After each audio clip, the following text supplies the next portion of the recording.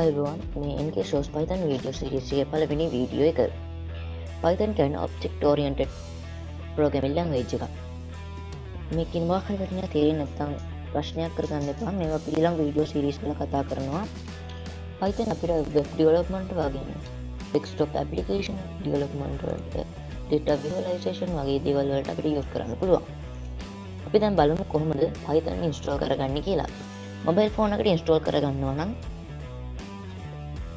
බලය description එකේ link එකක් දාලා තියන්නම් ඒකෙන් සීදා download කරගන්න. දැන් අපි බලමු කොහොමද computer එකට download කරගන්නේ කියලා. ඉස්සෙල්ලාම web browser එකක් open කරගන්න ඕනේ. මම පාවිච්චි කරන්නේ Google Chrome. මම Google Chrome open කරගත්තා. ඔයාලට කැමති browser එකක් open කරගන්න පුළුවන්. ඊට පස්සේ එතන Python කියලා search කරන්න. ඊට පස්සේ එන පළවෙනි link එකට click කරන්න. ඊට පස්සේ මෙතන යනවා tabs එක.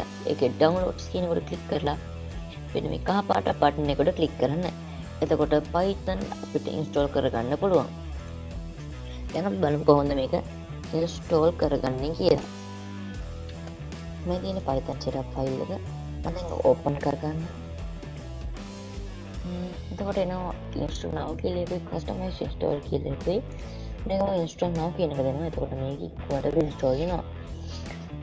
අමුතරවට අද කරපු ටික තේරෙන්නේ නැති කියලා මොකක් හරි ප්‍රශ්නයක් තියෙනවා නම් යටින් කමෙන්ට් එකක් දාන්න.